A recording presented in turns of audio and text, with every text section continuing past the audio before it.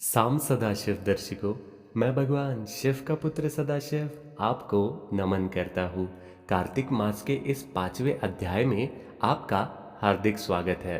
अगर आप कार्तिक मास के इस अध्याय तक पहुँचे हैं, वो भी कार्तिक माह में, तो आप अपने आप को भाग्यशाली मत समझिए। आप ये जान लीजिए कि आप भाग्यशाली ही है। ये स्वयं भगवान का आपके लिए संदेश है। माता लक्ष्मी आपके घर आना चाहती है और इसीलिए ये कथाएं आप तक पहुंच रही है।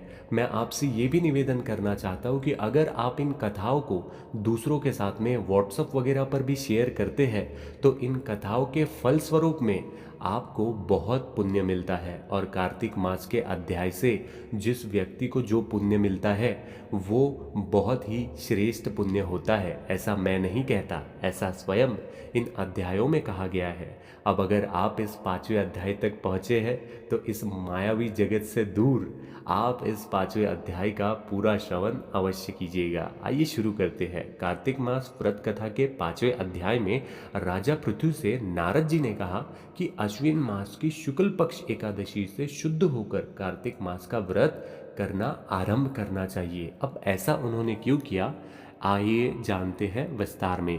राजा पृथु बोले, हे मुनि जी, आपने कार्तिक और माघ मास का वृत्तिक फल कहा।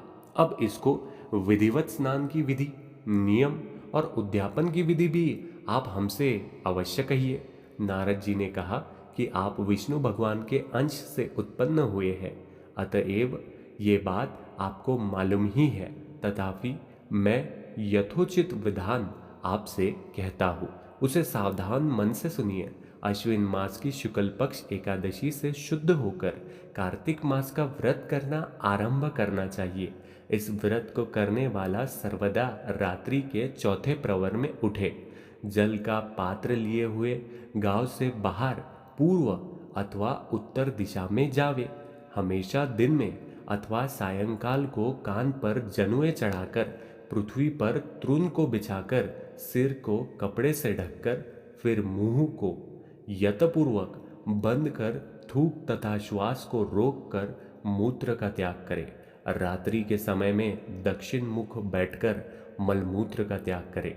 अपने लिंग को पकड़कर उठे तथा मृत्यु किया और जल से सावधानी से धोकर दुर्गंध को नष्ट करे।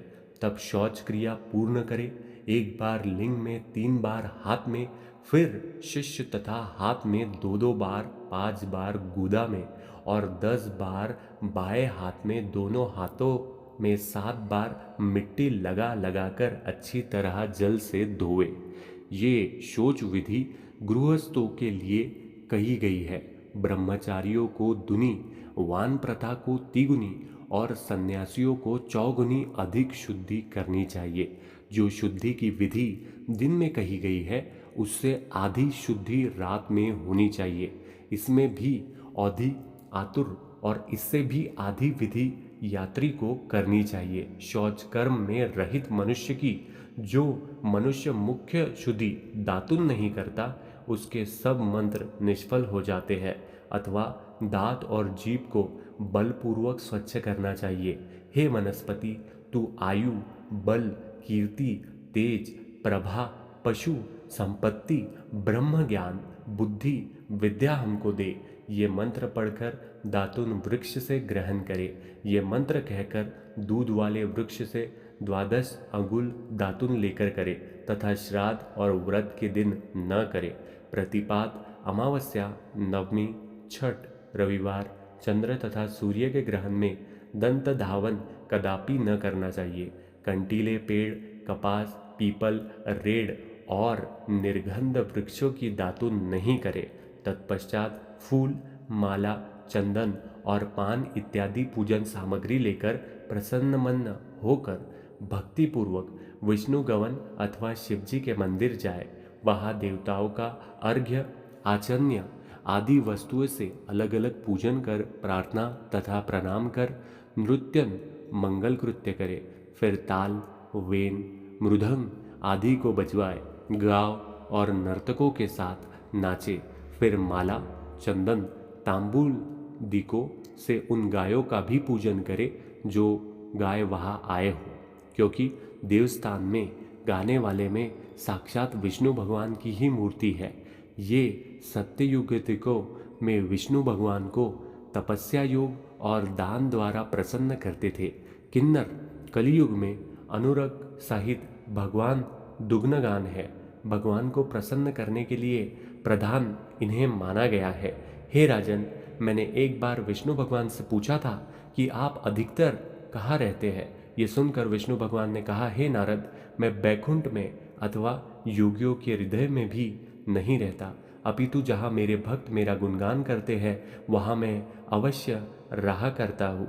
जो प्राणी चंदन मालादिकों से हमारे भक्तों का पूजन करते हैं उससे मुझे जैसी ही प्राप्ति होती है वैसे प्रीति मेरे पूजन से भी नहीं हो सकती।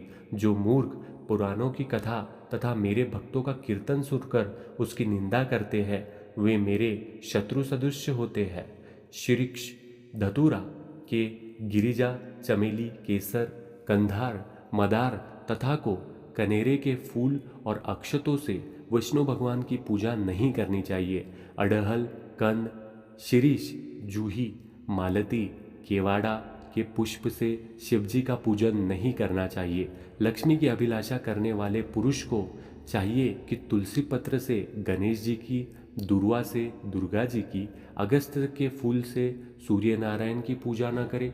जिन देवताओं के लिए पूजा में जो फूल निर्दिष्ट है उनसे ही उनका पूजन करे। इस प्रकार पूजन समाप्ति के पश्चात देवाधिदेव विष्णु भगवान से क्षमा याचना करे। हे सुरेश्वर, हे देव, मेरे पास न मंत्र है और न क्रिया, भक्ति से भी मैं हीन हूँ।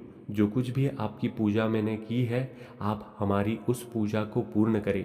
इतना करने के बाद परिक्रमा करके दंडवत प्रणाम कर पुनः क्षमा प्रार्थना करके गायन कीर्तन आदि करना चाहिए। जो मनुष्य शिव और विष्णु भगवान की विधि पूर्वक कार्तिक मास की रात्रि में पूजा करते हैं वे पवित्रता होकर अपने पूर्व पुरुषों के साथ विष्णु लोक को जाते हैं।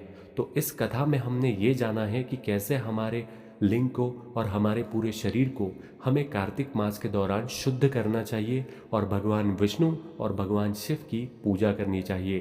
कार्तिक मास का 5वां अध्याय यही समाप्त होता है। अगर आप 8वें 6ठे और 7वें अध्याय का भी श्रवण करना चाहते हैं तो शाम सदाशिव इस चैनल को बिल्कुल फ्री में सब्सक्राइब कीजिए, क्योंकि मैं हर दिन यहाँ आकर आपको इन कथाओं का, इन अध्यायों का श्रवण कराने वाला हूँ। शाम सदाशिव अर्पण।